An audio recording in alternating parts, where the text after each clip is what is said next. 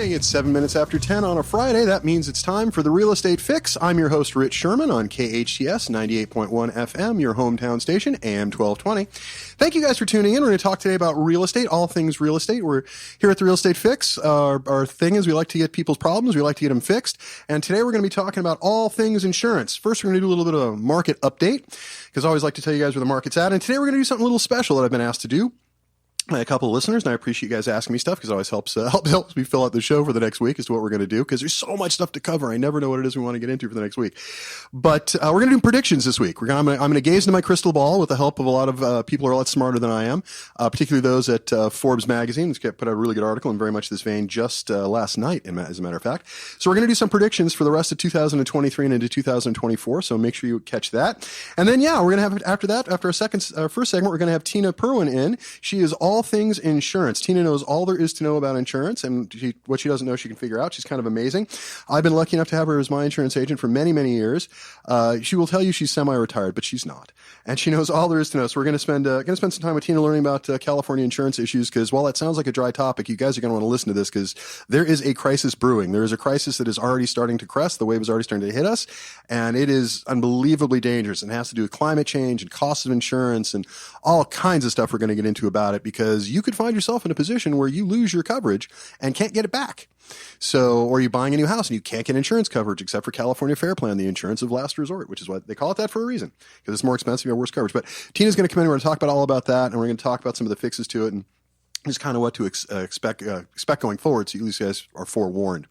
But let's do some market prediction stuff. Let's get into some market update stuff. Should be kind of fun. Let's talk about this. First of all, home prices in California have been rising steadily since January, following 9 months of drops or zero gains. But the highest mortgage interest rates in 2 decades put a damper on both listings and demand, causing year-over-year sales drops for the 20th straight month. In other words, the volume. Don't confuse volume with prices. Volume is the amount of property sold. Prices are what they're selling for. The amount of property sold is the big number here, because we are off by darn near 40%. We're not quite leading the country here in Southern California, but we're very, very close, because a lot of areas have seen 20 to 30%, 35% drops in the amount of business and the volume of business. And in Southern California here, we're hovering around 40% as far as fewer business. So what that means to us is in Santa Clarita in 2023, there will be approximately 40% fewer homes sold.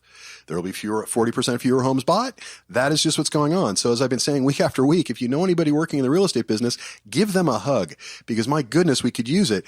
I don't know whatever business you're in. If you're listening out there, can you imagine what would happen if you suddenly tomorrow had 40% less business?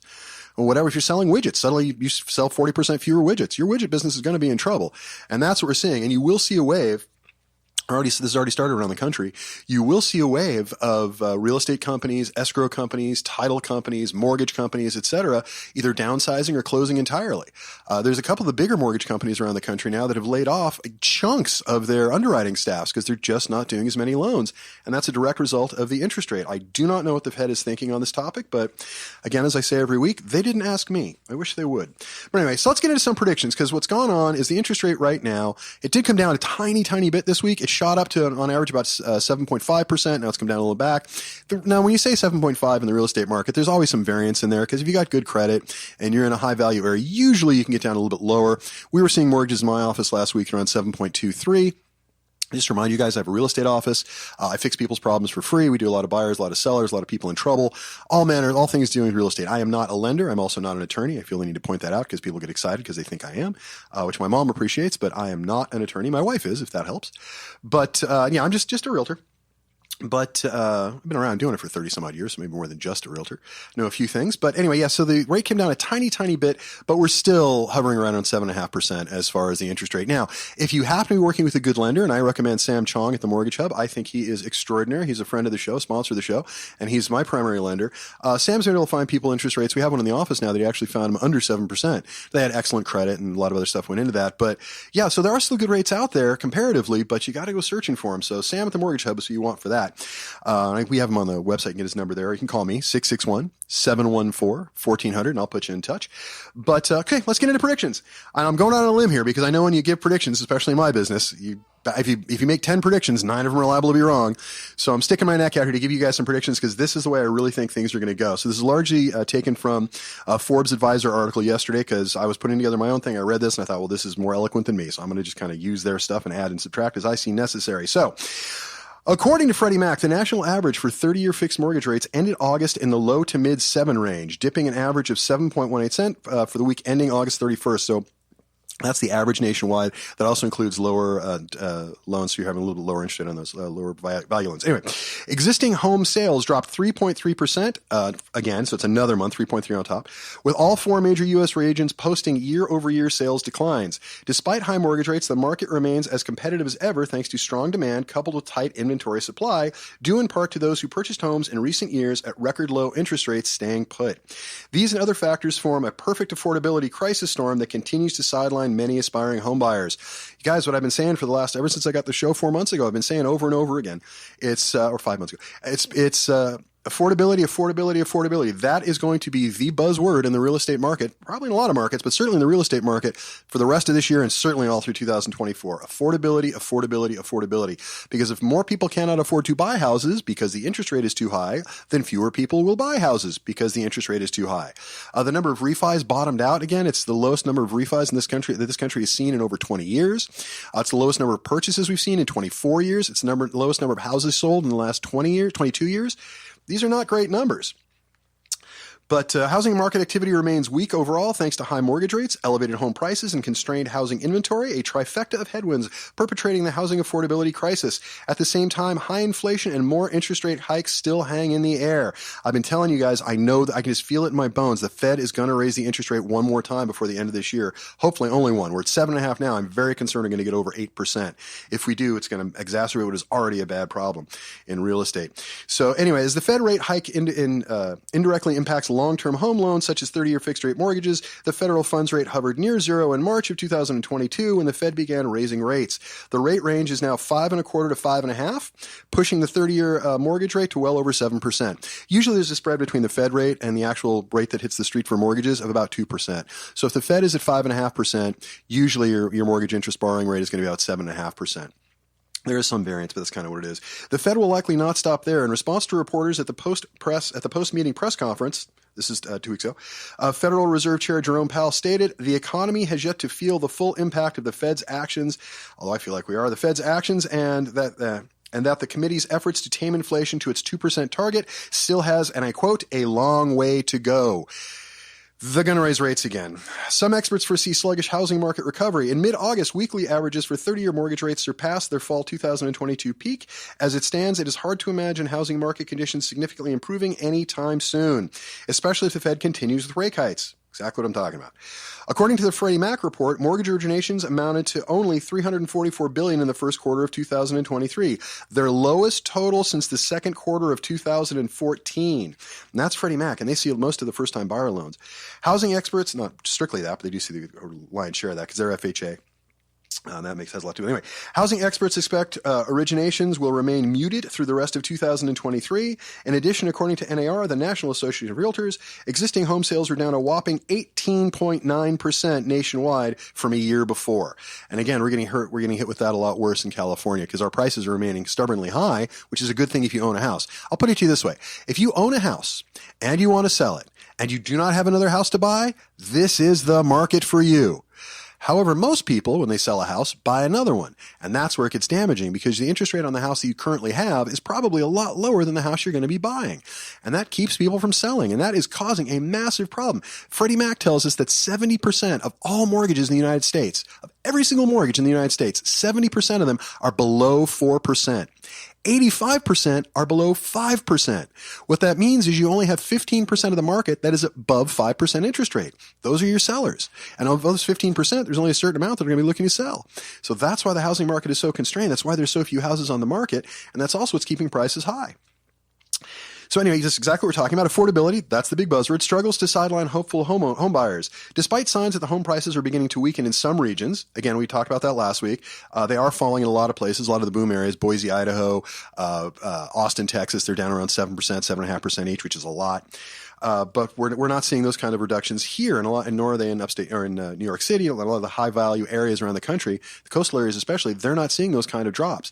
But we're going to. It will catch up to us, I promise you. So anyway, given the rebound in home prices along with the average 30-year fixed rate hovering well above 7%, it's no surprise that housing affordability is showing signs of further deterioration. According to the latest housing trends report, 76% of aspiring homeowners were unable to afford listed homes in their market in the second quarter of 2023.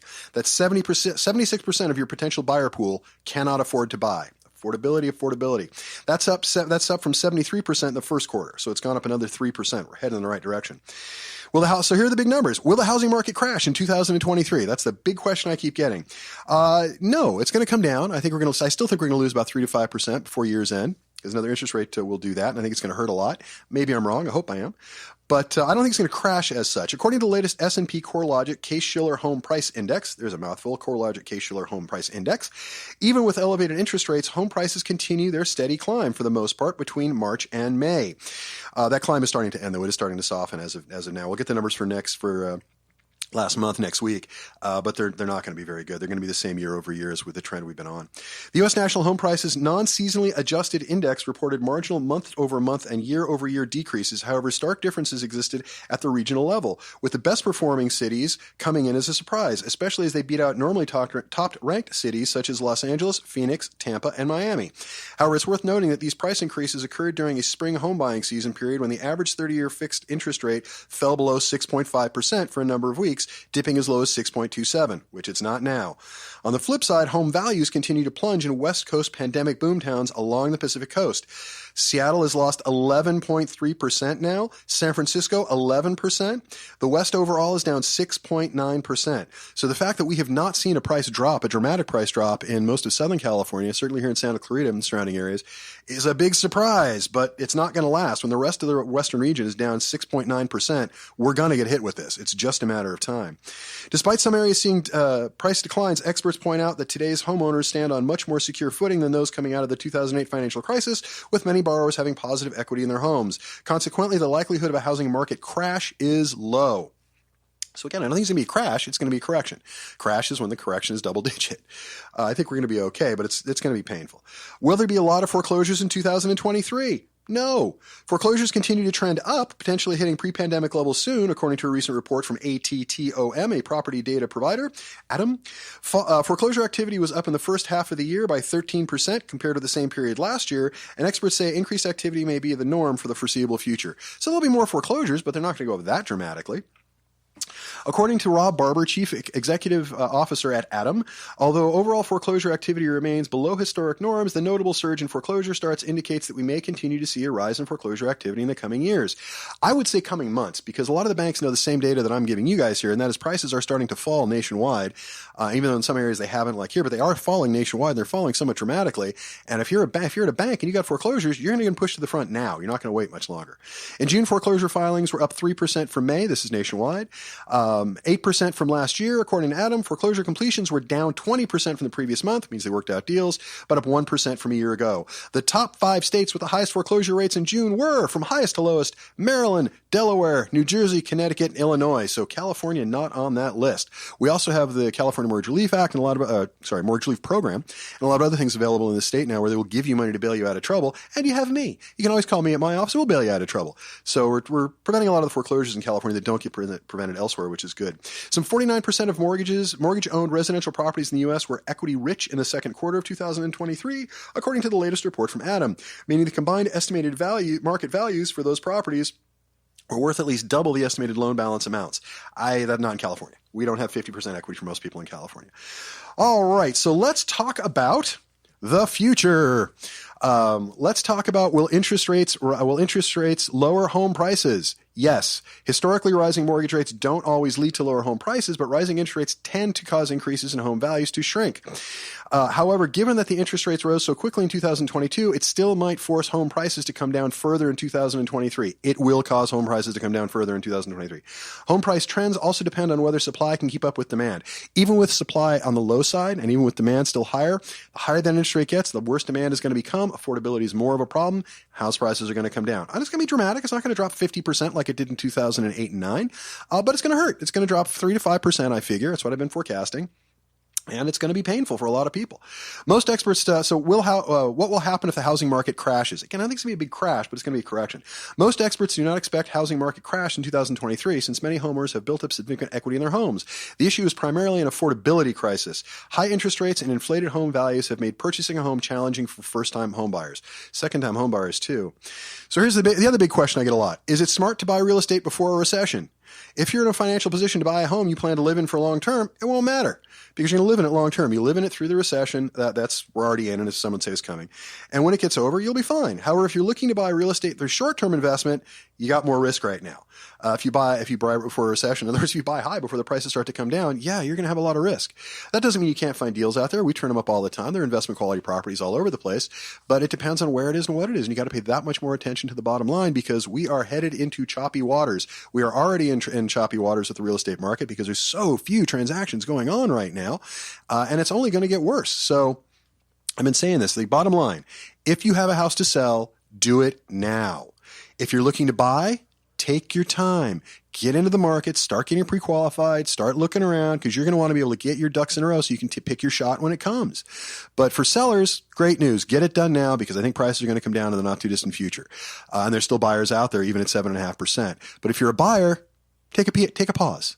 If you know your lifestyle dictates you're ready to buy a house now and the rental values are high, so you're going to round out another one or whatever you're going to do it. Don't let this mess up your life, but just keep in mind the interest rates are higher now, and they're going to get a little bit higher. So buying now is not a bad thing compared to where it's going to be by the end of the year, I think.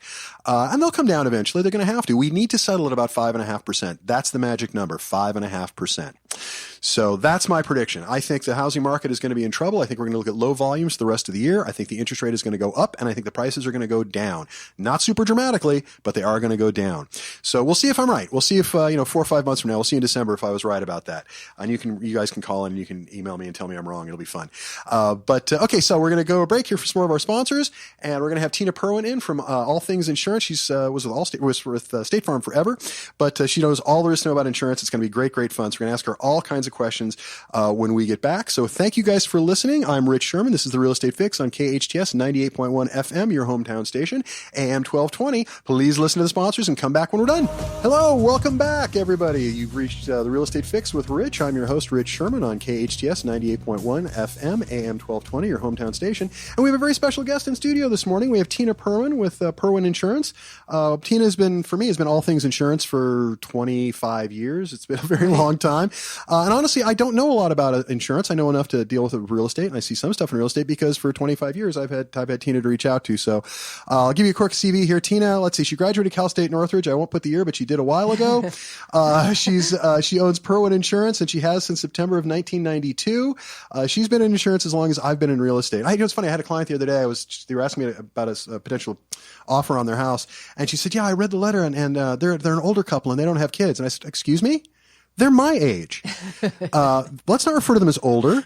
And the client, lovely client, the client reminded me she's a year older than I am. And I said, well, let's refer to them as our age then. How about we do that? And so we've now decided we'll simply refer to these lovely people as our age rather than saying older because, yeah. Anyway, so Tina, thank you for coming in. Thank you for coming to the show today. I appreciate it. It's a privilege to have you here because you and I talk on the phone. You have just a wealth of knowledge. And I want to get into a lot of this stuff. So why don't we just start with the basics? I mean, I know there's a crisis coming for sure. Some would say it's already here in California insurance. Because those of you who are listening, if you've had trouble with this, I'm not seeing a lot of press on this, but insurance costs in the state of California are skyrocketing. And not only going up, or there are two of the major carriers have now stopped writing. Now, that's not to be confused with pulled out of California, which is what a lot of the media is saying. State Farm and Allstate, I think. And Farmers. Well, Farmers is limiting the number of policies to 7,000 a month.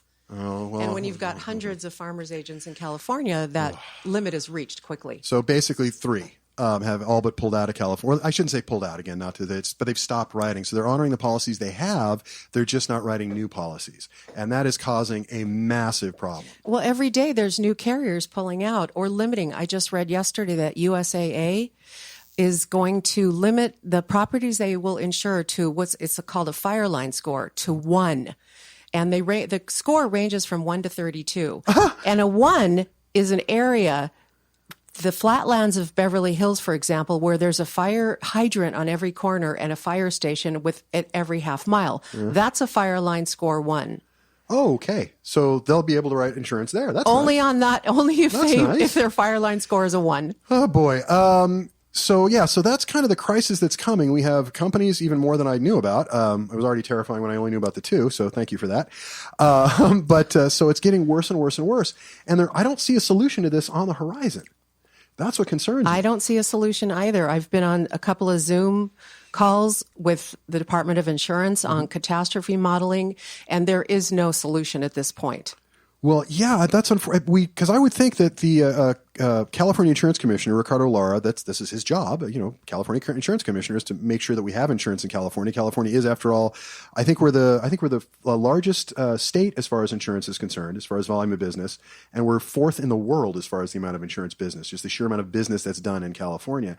And yet, despite that place in the market, there doesn't seem nobody's at the wheel here. It feels like the boat is kind of going and there's nobody at the wheel. And I'm very concerned about that because that should be the insurance commissioner's job, right? Right, exactly. So, I've read up quite a lot about this. I know you were coming on the show because I wanted to sound smart when you were here about insurance. And I got to tell you, didn't really know who Ricardo Lara was. I still don't know who he is as a person.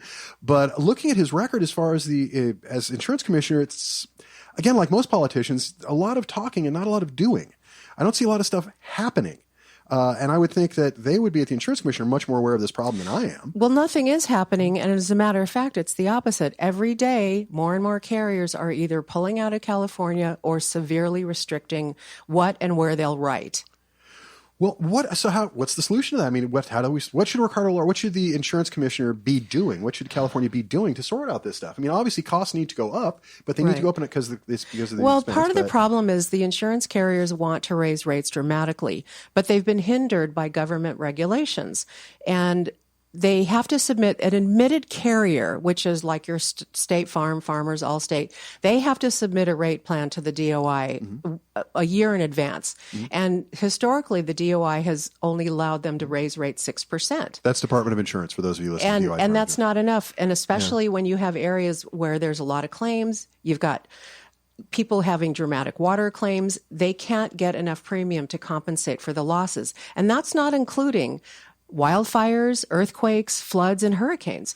And we're not just paying, the rates are not just based on California disasters. We're paying for the hurricanes in Florida. National companies, worldwide companies have to amortize. The risks are spread across the country. Yeah. Well, it seems to me like the cost of disasters has continued to go up and the frequency of disasters has gone up.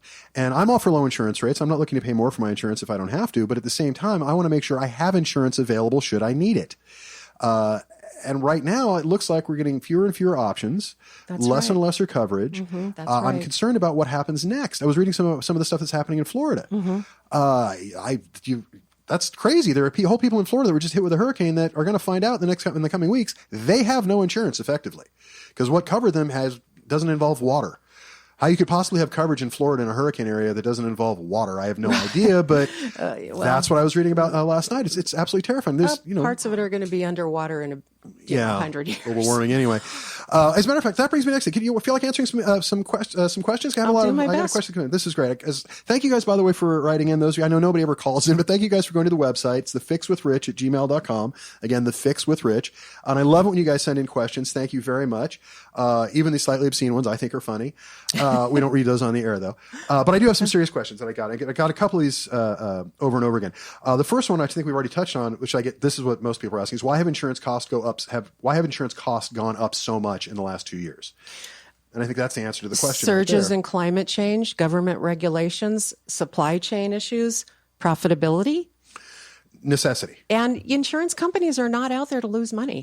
Well, fair enough. And I don't think the insurance companies, again, you know more about this than I do, I don't get the feeling the insurance companies are gouging the consumer. I just think there's not enough money coming in to pay for the premium. Right. I mean, in the last 5 years, since 2017, I guess that's more than 5 years, over $30 billion has been paid out due to wildfires and catastrophes. Yeah. That's $30 billion. And the reinsurers are charging more. Yeah. To pay for those. And they're trying to back away, and the insurance carriers, domestic can't afford the reinsurance. So everybody's taken a step back. And climate change is here to stay. Historically, insurance executives, I have found, haven't believed in climate change, that it's a real thing. But now they are jumping on the bandwagon when it's affecting them. And climate change is not going away. And I just read a story about Big Bear that they want to the city wants to cut down 13,000 trees to help prevent, wildfires.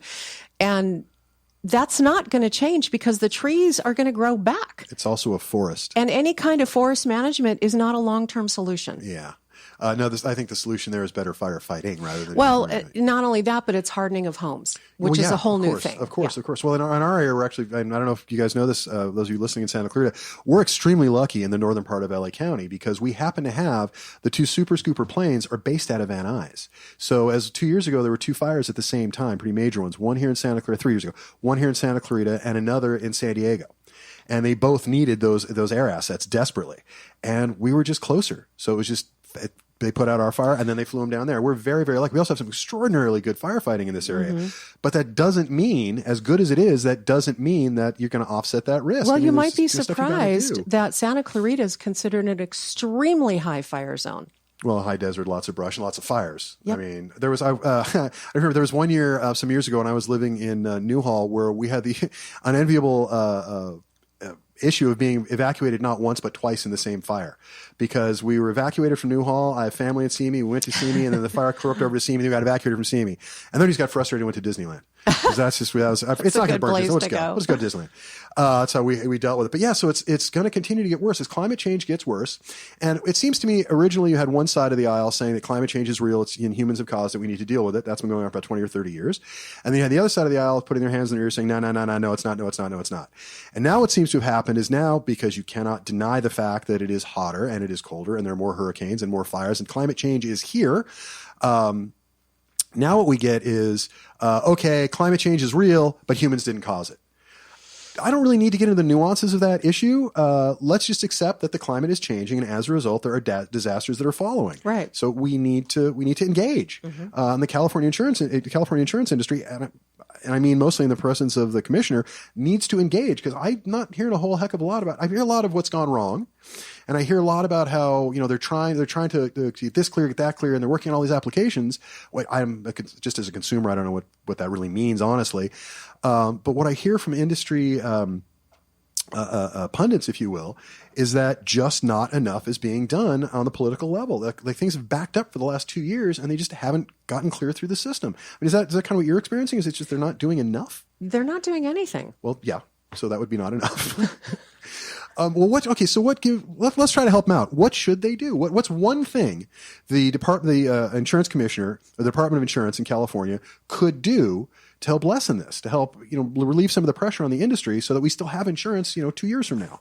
I don't have an answer for that. That's a very complicated question. I mean, what's happening now when people can't get insurance, especially in a high fire line zone, is they're going to the California they're going to the California Fair Plan. The insurance of last resort. And it's the insurer of last resort. The coverage is stripped down. It doesn't cover everything, so you have to get a companion policy, also known as a DIC, which stands for difference in conditions. So the Fair Plan doesn't include coverage for damage from water, theft of property, or personal liability. Those are the broad strokes, basically. So you have to get a companion plan. So those two plans, they go hand in hand. There's no overlapping coverage. It's like a puzzle. And it's very, very expensive. Very expensive. And not only that, I have clients going with $20,000 deductibles now to be able to sort of afford it. And I read an article a few months ago that they want to raise rates 50%, and it's already not affordable. Yeah, it's a California Fair Plan. For those of you guys listening, the insurance of last resort is sponsored by the state. And what happens with it, and it's kind of intentional, you get lower coverage and higher cost. because you can't get insurance any other way. California Fair Plan is there, so you can still get some insurance. And unfortunately, in my experience with clients, California Fair Plans, there's not enough insurance there. We have a client right now we've had for several years who he lost his house in the Malibu fires. And his house, the rebuild his house is going to cost about $2 million. California Fair Plan had him insured to $1.2 million, which was their max, I guess, at the time. At the time. Now their maximum is $3 million. And that includes the house, your personal property, your separate structures, your loss of use, debris removal. It's still, for Southern California, that's just not enough. I mean, I have a house listed right now for $3 million. If it burnt down, that doesn't even, that's just the house value. And it's in the hills in Glendale. If it burnt down, you still got another $1 million worth of property damage inside it of their personal property. So it's still not enough. I mean, again, it's better than nothing, but only marginally. Right. So, it's a mess. It's an absolute mess. Let me give you another question. How about what is risk scoring and how does that affect California insurance? I got that kind of question a couple times. Well, as I know it, it's fire line scoring, and every property is assigned a fire line score. Like I said, from 0 on up. Some carriers use different fire factoring, and it's pretty much based on. Well, there's several factors. One is there a validated fire hydrant within 1,000 feet of the house? Is there a full-time staffed fire department within 5 miles of the property? Does that really come up a lot? I guess it would. Yes, it does. Thinking about it, yeah. Yeah. It also depends on the type of fuel in the area. It depends on the accessibility. Like cul-de-sacs, one way, those are bad news. And the wind patterns. As you know, fires create their own wind patterns. Sure. And they create these mini tornadoes or twisters. And, you can't do anything about that. When a fire like that is created, you use your super scoopers and water dropping helicopters. But, I mean, it's easy for it to become just a disaster in about spark, fuel, and oxygen. A minute. Yeah. So they look at all those factors. Not only that, here's another important one. Mm-hmm. A burning ember can fly a mile. Mm-hmm. And they get trapped under eaves. And that's a big reason why houses burn down. Yeah, the roof's the first thing that catches fire. It's like a wick. Right. So the California Department of Insurance just last week came out with these plans for home hardening, which is hardening your home and protecting the area around you, where you can get up to 14.5% discount. Yeah, we were talking about that actually just before the show. There are some discounts you can get. I tell you, can you hang in through the next segment? Would you do that for me? Sure. I know I ask people when they're on the air, that way they never say no. Anything for you. It's because it's horrible. So I tell you, why don't we hear from some more of the sponsors? We'll take another break. We'll take our second break. When we come back, we're going to talk about some of the solutions, because there are ways you can actually save on your insurance. And this is a big deal, because I'd never heard of this before until you sent me that email last night. So I really want to get into this. So let's hear from some of the sponsors. That'll be great. When we come back, we'll talk to Tina some more about what you can do to actually lower your costs, because we're all about solutions around here. You're listening to The Fix with Rich on KHTS 98.1 FM, 1220 AM, your hometown station. Listen through the ads and come back. There's so many good stuff. How to save money on your insurance. Hello, welcome back. You're listening to The Real Estate Fix with Rich. I'm your host, Rich Szerman. That's why we call it The Real Estate Fix with Rich. See how that works? On KHTS 98.1 FM, AM 1220, your hometown station. And we're here with Tina Perwin, who is all things insurance. Tina's been my insurance agent for 30 some odd years, 20, almost 30 years. It's been a while. And she is all things insurance. She knows all there is to know about insurance. And I'm learning a lot, and I hope you guys are too. Just before the break, we were talking about some of the problems that we're seeing in California insurance, because there's a tsunami of problems coming with this. And I mean that literally as well as figuratively, because we were talking about climate change before the break and some of the other things that have led to just the increased cost of these disasters, fires, wildfires, floods, earthquakes. We get them all in California, and even blizzards in some of our higher elevation areas. And there's just not enough insurance to go around. And so we're seeing insurers, I don't want to say pull out of the state, but just refuse to keep writing new policies in the state. And that causes its own problem. So there's no, we were talking during the break here for a minute. There is no solution. There is no silver bullet to all of this, although I think the answer is going to have to be more expense. I mean, more money has to go into the insurance industry to be able to cover these multi-billion and, if not yet soon, $trillion disasters. And they're going to have to build houses that are hardened against wildfires. I think you're absolutely right. That's the key. I have a very good friend of mine I grew up with. His family builds custom houses. Their claim to fame is they build the Mandrell Mansion in Idaho, wherever the heck it was. They're in Missouri most of the time. And what we do is, it's hysterical, because in Missouri it snows, and it doesn't so much here. And whenever he comes out once a year, my friend Dave, and we look at houses under construction. I take him to lunch, and he does nothing but complain for 2 solid hours about how badly, because we look at the ones under construction in addition to the stuff in the sales office. For 2 solid hours, he does nothing but complain about how poorly built houses are in California. If it snowed here, every pipe would burst. And I'm sure he's right, but it doesn't snow here. But there's a lot we can do. And new houses are getting better, but there's a lot you can do with your existing home to harden it. And the other thing that's beneficial to that, which you and I have been talking about, is if you do these things, you can actually save some money on your insurance. So tell people kind of how that works. Well, there's a lot of things you can do to harden your home. I have a paper in front of me that I printed from the FAIR Plan. This just started last week, where you can do things to harden your home, like having a Class A fire-rated roof, having all exterior walls of non-combustible material, ember and fire-resistant vents, upgraded windows, enclosed eaves. And then for hardening in the area, clearing vegetation, having a defensible space. There's many things that you can do. One of the questions that comes up is, should people who live in those riskier areas pay more for insurance? I just read about that yesterday. Yep. Should they pay higher rates because they live in an area that is much more susceptible to a wildfire, like Malibu? Yeah, well, also I'll tell all my friends in Acton, Agua Dulce, and places like that, where you do have a higher risk because you're out a little bit more in the country. Yeah, I think you need to pay higher rates. Versus somebody like me who lives in Concrete City in Northridge. There's nothing near me. I mean, I don't want to, I don't want people out in those areas to be mad at me, but yeah, you have to pay. You have to pay more money. If you're in Malibu and you're one of those very expensive house in a very likely fire area, you should have to pay more for your insurance. It's not fair that the rest of us who live in Concrete City or something similar, in normal suburbia or condos, are forced to pick up any slack for that. But there's a balance that can be met. But I think at the end of the day, the solution is just going to be insurance has to become more expensive. It just does.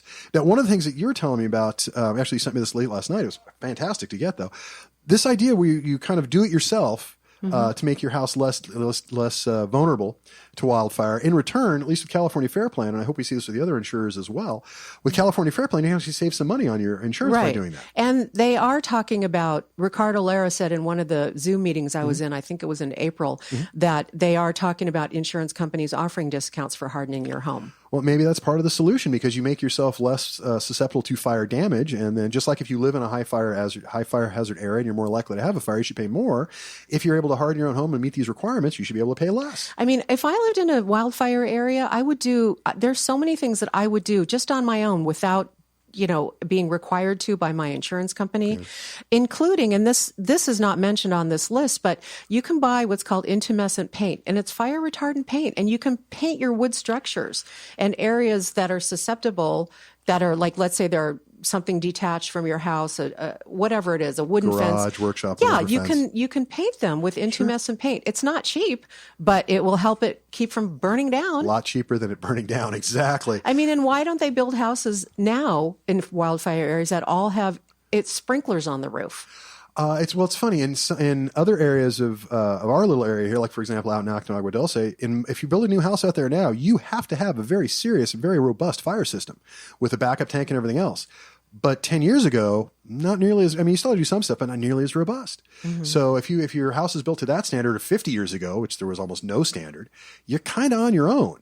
So, my advice would be, and I'm sure yours would be as well, I don't want to speak for you, so tell me if I'm wrong, would be, these are things you should do just because you should do them. But especially if you have a California Fair Plan, you can save, I think it's 10% on one and 5% on the other, and if you combine them, it's 14.5%. That's a decent amount of money on your insurance premium. So you can save almost 15% by doing this stuff yourself, which you should do anyway, because it's no fun to have your house burned down.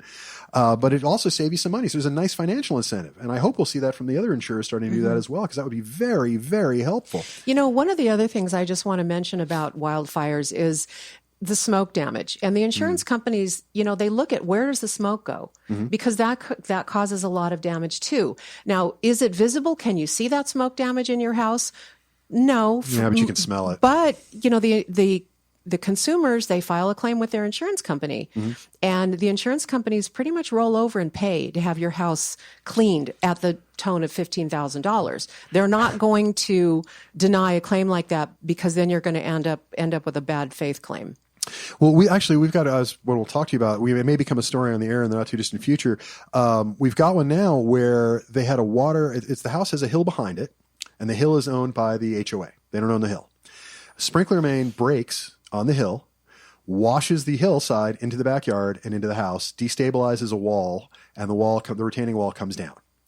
Now, the insurance company has decided they're not paying the claim because go talk to the HOA. And that's an interesting point of view to take. So we'll see what happens with that case because the HOA is not paying it. Their attitude is, well, our hillside's just fine. It's what came into the house that was the problem. And so now while these two entities are arguing, the homeowner is wondering what the heck he's going to do. He'd like to sell his house and move to the beach. He's got some very serious health reasons for doing that, and he can't sell his house. Yeah, that's a big problem with HOAs. Yeah. There's a multitude of serious problems. Well, it's on top of that. It wasn't his sprinkler. It wasn't his sprinkler. And the insurance company's response is, well, it rained around that time too, so maybe it was the rain. And if it's considered a mudslide or a landslide, those aren't insurable losses. Yeah, usually not covered. That's what my clients finding out the hard way. So that's another thing I wanted to bring up. Make sure you look at your coverage. Just because you got coverage, I mean, in other words, if you're in a position like I am where you can just call Tina, you're fine. You're fine. She'll take care of it. You don't have to worry about it. You can forgive me for saying so. I'm just only applying this myself. You can be stupid about it because she's smart about it and she takes care of it, and that's fine. That is not, however, the way you should be doing things. You should be smarter than I am. What you should do is you should be going over your coverage with your insurance agent. I'm also very lucky because my wife is also smarter than me, and I know she talks to you, so I'm covered there as well, so I can be dumb about these things. But you guys can't. You should be talking to your insurance agent. You should be talking to the carrier, and you should know exactly what your coverage is. I'm embarrassed to say, until yesterday, I didn't know what my coverage was. My wife knew. I didn't know. And that's the sort of thing, again, you don't have to commit it to memory. It's not like a social security number, your birth date or something, but you should know. This is information you should have in your hip pocket. I think the thing to know, reading an insurance policy, you really need to have a law degree. You really need to, it's very difficult, but what you should know, you can zero in on what are the exclusions. Fair enough. Well, also with a good agent, they'll say, hey, this is what you should know, I would think. I mean, that's what I want in the real estate side of things. That's what we do with and your clients all the time. limits that are built into your policy. Well, there's always a certain amount of, in my side of the business as well, there's always a certain amount of translation from legalese into English that's just necessary. And that part of that is California. Part of that is just the industries that we're in. They're highly litigious and they're very exacting. So that kind of becomes necessary. But you can, I'm sure you could, for 5 minutes, you could sit down and explain the whole thing. And the DOI has been requiring insurance companies to write their policies in a more simplified language for people to understand. This is the simplified language? Yes. Okay, fair enough. Again, handy for me because I'm married to an attorney and I have an excellent insurance agent. So for me, it's fairly easy. But for the rest of you, if you are having trouble reading through those things, give us a call. Give me a call. I'll help you out as best I can. Or mostly I'll turn to Tina and say, what does this mean? Or people who are smarter than I am. That is how I get away with sounding. Everybody tells me they think I sound so intelligent. And I appreciate that. Thank you very much. But that's because I'm surrounding myself with people who are smarter than I am and I listen when they talk. It's not brain surgery. I just repeat what they say because I'm like a parrot. The key is to have good people. Is whether it's a realtor, whether it's insurance, whatever it is, you got to have good people. Unless it's something you're an expert in yourself, which most people aren't. I tell people this all the time. Whatever their job is, use a perfect example of this. You have forgotten more about insurance than I will ever know because you've been doing it for 30 years. I don't expect my clients to know more about real estate than I do. If they did, what would they need me for? I better know more than they do. Otherwise, I'm not their guy. So, and I try to stay up on these things. But anytime you hire somebody for their expertise, first of all, you need to have experts with this, and you use their expertise. So if you have questions about any of this stuff, you can always go to the website, thefixwithrich@gmail.com. That's thefixwithrich@gmail.com. No spaces. You can also just call me. I'm at 661-714-1400. You guys know I give up my personal cell phone number on the air all the time. I've been counseled against doing that, but I just have too much fun because I kind of like some of the strange calls. Again, it's 661-714-1400. You can also call me 24 hours a day, 7 days a week. If you don't want to call, you can also text. Now, if you do call me at 2 a.m, I will give you the standard disclaimer. I will be happy to take your call. I will do so cheerfully as best I can at 2 a.m. Just be aware that the quality of the advice I'm giving you is in direct proportion to the amount of sleep I'm losing. So bear that in mind. I'm a whole lot sharper at around 9, 10 o'clock than I am around 2. Having said that, the very nice lady from St. Louis who called me yesterday, happy to answer your questions. Yes, the East Coast is 3 hours ahead. Didn't mind at all. But call me back today at like noon. I'll be a whole lot sharper. And Rich, I just wanted to mention for this bulletin from the Fair Plan, Please. If anybody wants to read it, I'm happy to email it out, or I gave you a copy. Yeah, it's really interesting. Yeah. It is really, really interesting stuff. So there is no instant solution to this. Climate change is causing a lot of it. And despite good firefighting and all the other stuff that we can do to harden, this is just going to get worse. So the biggest question I want to end with, and this is kind of the big one, is will insurance costs continue to go up in California? Yes, they will. where do you see? I mean, where do you think we see an end to it? Is it just do we reach some sort of equilibrium where disasters stop getting more expensive by power of 10? I think the big thing is going to be hardening of homes and the areas. I think that's going to be key. Changing builder standards and having people Absolutely. do it on their own as well. And homeowners, doing stuff to protect themselves and not just leaving it up to, everybody else to take care of it. Well, actually, you're going to have to be proactive about your home. That actually brings an example to mind that I was recalling. In the last Malibu fires, there was one house where the guy I forget who it was some famous Hollywood producer, and he had a private firefighting department, and he had sprinklers going. His house didn't burn; everything around him burned, but his house had foam on the roof and his own firefighting. I'm not suggesting you need to go to those extremes, but the point is, well, and some of the more elite carriers, I want to say, like Chubb. Mm-hmm. Their minimum coverage A for dwelling is $3 million. That's their minimum. And they have a program, Wildfire Defense, where when you sign up for it, if there's a fire that comes within a mile of your house, they send out these trucks that spray. Oh. How the other half lives. That's very nice. That's very nice. Guys, I thank you for listening. Tina, thank you for coming in today. I appreciate it. I know there's a whole bunch more of this stuff we can talk about. So if you guys have any questions, please give me a call. I'll hook you up with Tina, or you can ask me. I'll get the answers for you.